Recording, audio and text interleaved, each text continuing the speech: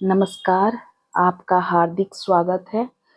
आज मैं आपके समक्ष कथा सम्राट प्रेमचंद से संबंधित महत्वपूर्ण तथ्यों को लेकर उपस्थित हुई हूँ।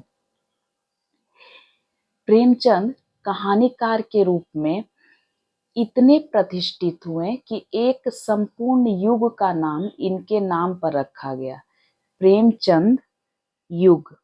तो आइए इस युग से संबंधित महत्वपूर्ण तथ्य और प्रेमचंद की कहानियों से संबंधित जितने भी महत्वपूर्ण तथ्य हैं, आइए उन पर चर्चा करते हैं।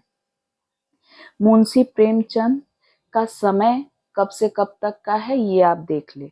1880 से लेकर 1936। जन्म इनका 1880 में हुआ था और मृत्यु इनकी 1936 ईस्वी में हुई थी। इनका वास्तविक नाम जो परिवार वालों ने रखा था वो धनपत राय था। प्रेमचंद जी की पहली कहानी, उनके द्वारा रचित पहली कहानी है दुनिया का सबसे अनमोल रत्न। यह कहानी 1907 ईस्वी में जमाना नामक पत्रिका में प्रकाशित हुई थी। यह उर्दू में नवाब राय के नाम से लिखी गई थी। यह नाम उनके ताऊ ने रखा था। तो उर्दू में प्रेमचंद जी रचनाएं नवाब राय के नाम से किया करते थे। जब से उन्होंने लेखन का कार्यभार संभाला तो सबसे पहले उन्होंने उर्दू में रचनाएं लिखी और उर्दू में ये नवाब राय के नाम से लिखा करते थे। यह नाम उनके ताऊ ने रखा था। तो पहली उनकी कहानी है दुनिया का सबसे अनमोल रत्न, लेकिन यह कहानी उर्दू में प्रकाशित हुई थी, उर्दू भाषा में। आगे बढ़ते हैं। डॉक्टर नगेंद्र के अनुसार हिंदी में रचित सर्वप्रथम कहानी कौन सी है? सौत कहानी। सौत 1915 ईस्वी में प्रकाशित हुई थी सरस्वती पत्रिका में। ठीक है। प्रथम हिंदी कहानी संग्रह इनका कौन सा है? सप्त सरोज। इनका प्रथम हिंदी कहानी संग्रह सप्त सरोज है, जो जून 1917 में प्रकाशित हुआ था। मैं यहाँ पर हिंदी से संबंधित कहानियों की बात कर रही हूँ, तो आप ध्यान रखेंगे कि मैं क्या कह रही हूँ, आप संशयग्रस्त ना हो, क्योंकि दुनिया का सबसे अनमोल रत्न इनकी लिखी हुई पहली कहानी तो जरूर है, लेकिन भाषा क्या है उसकी? उर्दू है। तो इनकी पहली कहानी कहा जाए और विकल्प 4 हो और उसमें दुनिया का सबसे अनमोल रत्न दिया जाए तो आप इसे चुनेंगे। लेकिन जब हिंदी की बात हो तो स्वाभाविक तौर पे डॉक्टर नगेंद्र के अनुसार क्या है? सौत कहानी 1915 ईस्वी में। तो विकल्प में अगर सौत रहे तो सौत। आगे बढ़ते हैं। पूरा जो विवरण अभी मैं समझा रही हूँ आपको, पूरी व्याख्या आप सुन ले मुझसे। उम्मीद है आपके सारे प्रश्नों के उत्तर आपको मिल जाएंगे। आगे बढ़ती हूँ।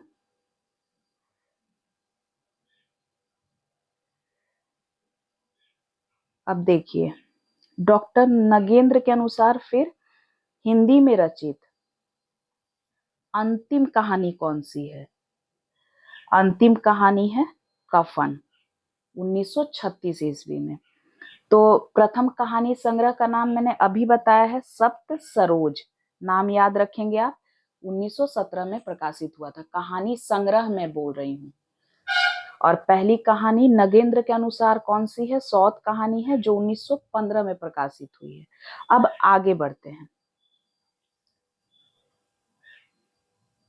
डॉक्टर गणपति चंद्र गुप्त, डॉक्टर बच्चन, हजारी प्रसाद द्विवेदी, राम स्वरूप चतुर्वेदी, ये सारे विद्वान, मैं कहूंगी कि अधिकतर जो विद्वान हैं वो प्रेमचंद की प्रथम हिंदी कहानी पंच परमेश्वर को मानते हैं। तो ये कब प्रकाशित हुई है? 1916 ईस्वी में। नगेंद्र की मान्यता अलग है, वो सौत कहानी को मानते हैं, लेकिन अधिकतर विद्वान, जिनमें से डॉक्टर गणपति चंद्र गुप्त हैं, डॉक्टर बच्चन है, हजारी प्रसाद द्विवेदी है, रामस्वरूप चतुर्वेदी है। ये सभी प्रेमचंद की प्रथम हिंदी कहानी पंच परमेश्वर को मानते हैं और इसका प्रकाशन वर्ष कब है? 1916 ईस्वी में। ठीक है, तो आप परीक्षा में जो विकल्प आएंगे उसी आधार पर आप सही उत्तर का चुनाव करेंगे। थोड़ा सा शांत भाव से प्रश्न को पहले अच्छे से पढ़ लीजिएगा, उसके बाद ही उत्तर दीजिएगा। आगे बढ़ते हैं।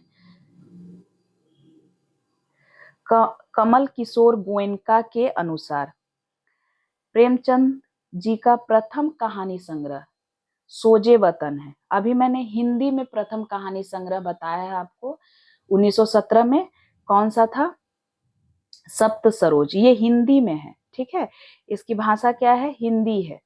लेकिन जब पहला उनका, जैसे मैंने दुनिया का सबसे अनमोल रत्न बताया कि पहली लिखित उनकी कहानी है, पहली रचित है, और जो पहला रचित काव्य संग्रह था वो कौन सा था?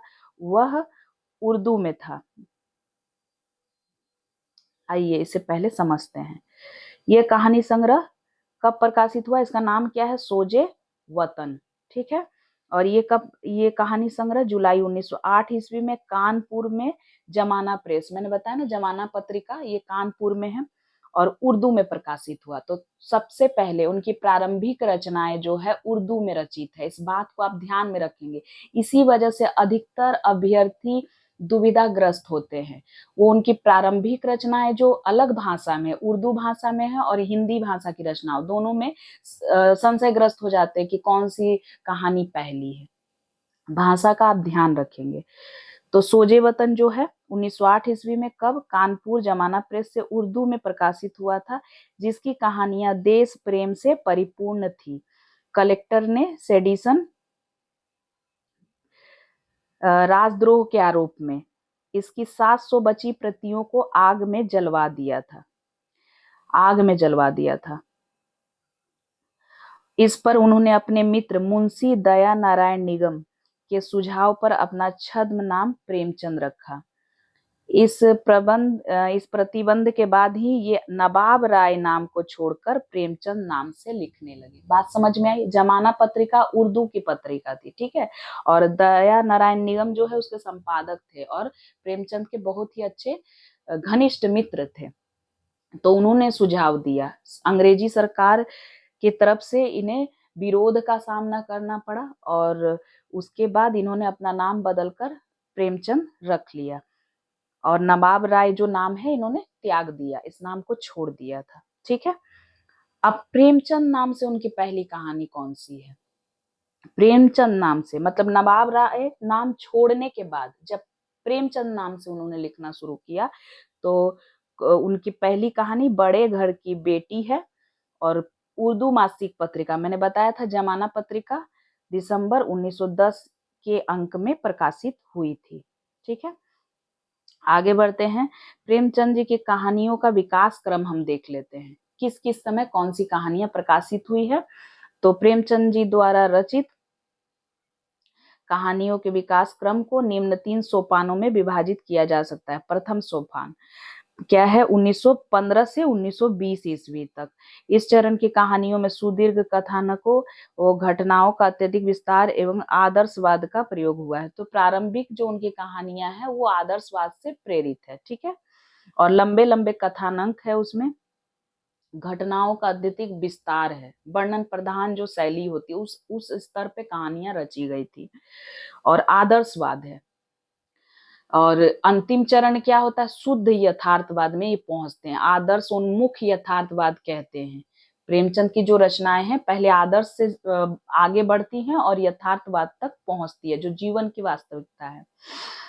इस चरण की प्रमुख कहानियां हैं, कौन कौन सी कहानियां हैं? सौत, मैंने अभी बताया था, नगेंद्र ने इन्हें इसकी पहली कहानी माना है हिंदी की 1915 में। पंच परमेश्वर को अधिकतर विद्वान 1916 में ये प्रकाशित है, पहली कहानी मानते हैं हिंदी की।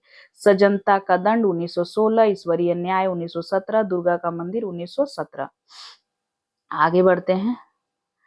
बलिदान 1918, आत्माराम 1920 और द्वितीय सोपान दूसरा जो पड़ाव है इनकी कहानियों का क्या है, इस चरण की कहानियों में आदर्शवाद को छोड़कर यथार्थवाद का प्रयोग किया गया है। इस चरण की प्रमुख कहानियां हैं कौन कौन सी, यथार्थवाद यहाँ दिखाई पड़ती है। कौन कौन सी कहानियां हैं देखिए, बूढ़ी काकी 1921, विचित्र होली 1921, गृहदाह 1922, हार की जीत 1922, परीक्षा 1923, आप बीती 1923, उद्धार 1924, सवा शेर गेहूं 1924, शतरंज के खिलाड़ी 1925, माता का हृदय 1925, कजाकी 1926 और सुजान भगत 1927, इस्तीफा 1928, अलग्योछा 1929 और पूस की रात 1930। तो ये कहानियां आदर्शवाद को छोड़कर यथार्थ की ओर बढ़ती है। और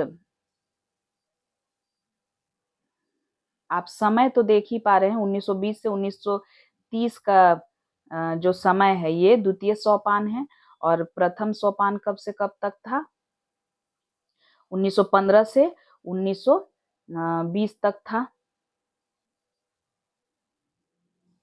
तो अब हम तीसरे स्तर पे पहुंच रहे हैं, तृतीय सोपान में, 1930 से 1936। इस चरण की कहानियों में मानवीय द्वंद्वों एवं मानव मनोविज्ञान का सूक्ष्म चित्रण किया गया है। चित्रण किया गया है। इस चरण की प्रमुख कहानियां हैं कौन कौन सी, होली का उपहार, तावान, होली का उपहार 1931 है, तावान भी 1931 है, ठाकुर का कुआं 1932, बेटों वाली विधवा 1932 और ईदगाह 1933, नशा 1934, बड़े भाई साहब 1934 और कफन 1936। तो तृतीय जो सोपान है, इस स्तर की सारी कहानियां प्रेमचंद स्वयं कहते हैं कि यही कहानियां उनकी श्रेष्ठ कहानियां हैं। और इन कहानियों का जो प्रकाशन वर्ष है वो परीक्षा की दृष्टि से भी बहुत महत्वपूर्ण है। तो आप इन प्रकाशन वर्षों का शॉर्ट नोट्स बनाकर अपने पास अवश्य रख लें। आगे बढ़ते हैं। अन्य कुछ उनकी प्रसिद्ध कहानियां हैं जिसमें मंत्र, शांति, पंडित मोटेराम, मिस पद्मा, लॉटरी, वज्रपात, रानी सारंधा, नमक का दरोगा। अब विशेष तथ्य में इनके द्वारा रचित कहानियों की कुल संख्या लगभग कितनी है, 300 मानी गई है। और जो इनकी कहानियां हैं वो कहाँ संग्रहित है वो भी देख लेते हैं। सरस्वती प्रेस बनारस द्वारा इनकी कहानियों का संग्रह करके मानसरोवर नाम से 8 भागों में करवाया गया है। क्या, इसका प्रकाशन करवाया गया है मानसरोवर नाम से। ठीक है, मानसरोवर के कितने भाग है, 8 भाग है, इसे आप ध्यान में रखें। और जब अभी तो ये दिल्ली से प्रकाशित होती है मानसरोवर, लेकिन जब पहली बार प्रकाशित हुई थी तो सरस्वती प्रेस बनारस द्वारा ये प्रकाशित हुई थी। 8 भागों में मानसरोवर में इनकी समस्त कहानियों को संग्रहित किया गया है। तो उम्मीद है आज की चर्चा आपको पसंद आई होगी और आपकी आगामी परीक्षा की दृष्टि से भी महत्वपूर्ण हुई होगी। और साथ ही साथ आपके बहुत सारे प्रश्न थे, उनका भी उत्तर मुझे उम्मीद है मिल गया होगा।